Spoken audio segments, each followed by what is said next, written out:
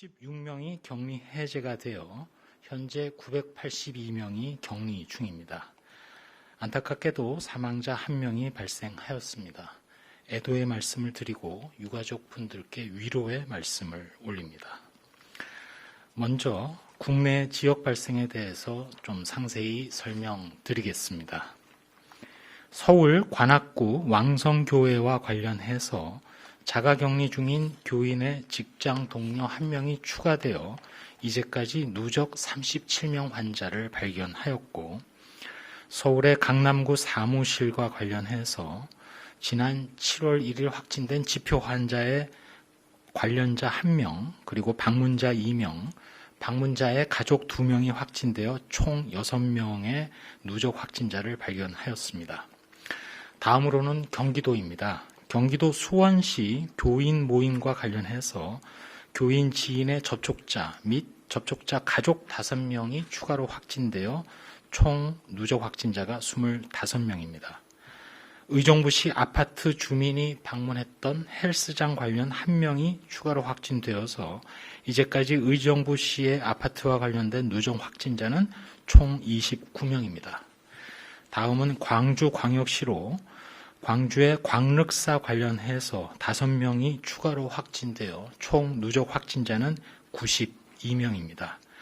추가 확진자는 광주 사랑교회 관련이 2명, 그리고 광주 사랑교회 확진자가 방문했던 사우나의 직원 3명입니다. 저희 중앙방역대책본부에서는 특별히 음식점의 경우 마스크 착용이 어렵거나 밀접 환경에서 감염 전파가 나타날 수 있기 때문에 이제까지 주요 음식점 관련 역학조사 결과를 분석한 결과 대체적으로 환자가 발생한 경우, 예를 들면 마스크를 착용하지 않거나 마스크를 착용했더라도 미흡하게 착용하는 경우, 예를 들어서 제대로 착용하지 않는다든지 대화를 했을 때 마스크를 벗는다든지 하는 경우, 또 위험 행위로는 밀폐된 공간에서 장시간 체류하면서 음주 및 대화를 하거나 다수가 큰 소리로 대화하는 등 침방울이 많이 전파될 수 있는 행위를 한 경우에 감염 위험이 큰 것으로 나타났습니다.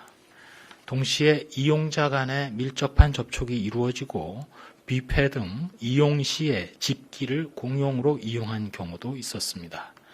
이에 따라 저희 방역대책본부에서는 코로나19 감염병 예방과 관련해서 음식점에서 지켜야 할 수칙으로 먼저 되도록 혼잡한 시간대를 피해서 방문해 주시고, 가능한 한 지그재그로 앉거나 한 방향을 바라보도록 앉고, 또 손 씻기와 손 소독제 사용 등 개인위생 수칙의 준수를 당부드립니다.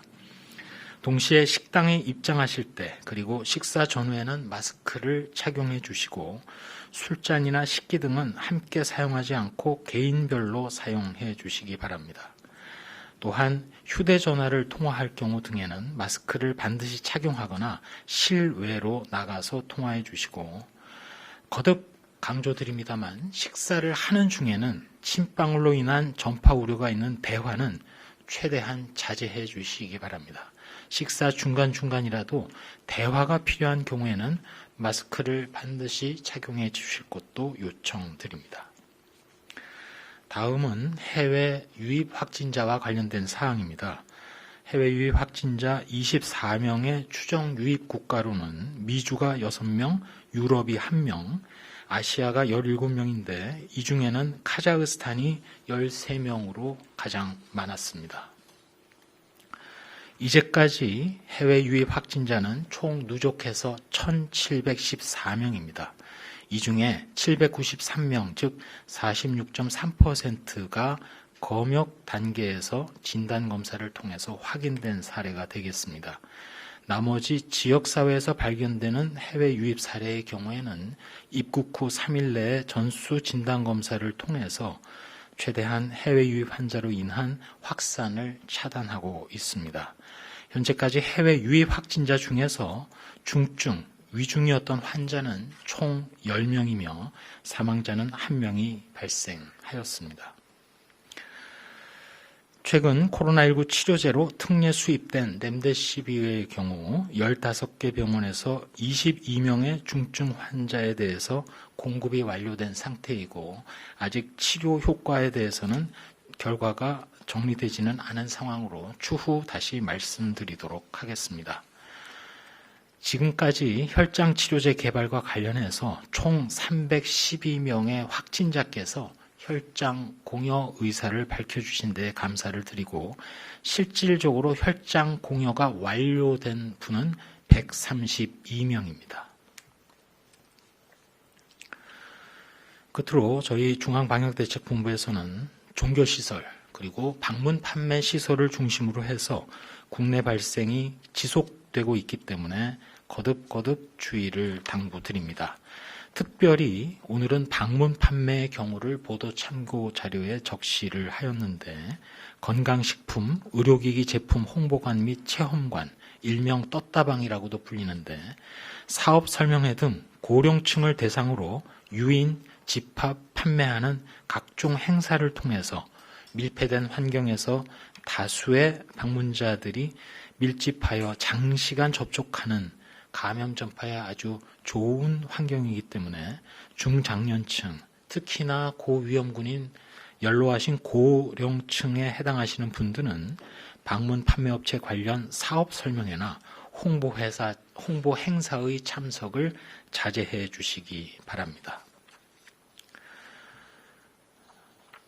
그러면 코로나19 관련해서 마지막으로 말씀 몇 가지 올리겠습니다.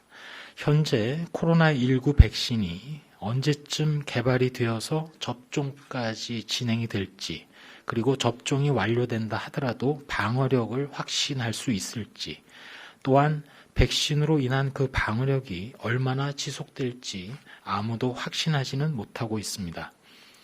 전 세계의 유수한 연구기관, 기업, 방역당국 등이 최선을 다하고 있지만 앞으로 백신의 개발이나 확보 과정에서 백신 그 자체, 그리고 접종 도구를 확보하는 방안, 더 나아가서 저온 유통체계를 구축하는 방안, 생산, 수급 각 단계별로 국가 간 극심한 경쟁이나 연합 등이 일어날 가능성도 있습니다. 그만큼 백신의 확보도 상당히 난제입니다. 또한 국내적으로 백신과 치료제 개발 이전인 현재 국지적으로 유행 중인 지역사회 감염이 언제 전국으로 확산될지 알 수 없는 상황입니다. 더군다나 전국적으로 이동량이 늘어날 수 있는 여름 휴가철을 맞아서 주의와 경각심이 다시금 필요한 상황입니다. 그렇지만 다행인 것은 우리에게는 이미 코로나19의 또 다른 백신이 있습니다. 그것은 지난 6개월간 몸소 체험한 경험과 지식이라고 생각을 합니다. 완전하지는 않지만 하루하루 코로나19에 대해서 추가로 밝혀지는 지식, 그리고 그 지식이 또 근거가 되고 그 근거들이 과학적 근거로 쌓여서 예방법을 알려주고 있습니다. 현재 생물학적 백신은 개발 전이지만 우리가 실천할 수 있는 생활 속의 백신은 대구의 지나간 폭발적 코로나 유행을 꺾은 바 있고 차단해낸 바 있습니다. 이러한 생활 속의 백신은 거리두기, 위생수칙의 준수, 그리고 마스크 착용입니다. 일부 연구 결과 전파력이 높은 코로나19 바이러스의 새로운 계통군이 출현했다는 논문도 있고 또 전파 경로에 대한 또 다른 새로운 가설이나 주의도 제기되고 있는 상황입니다.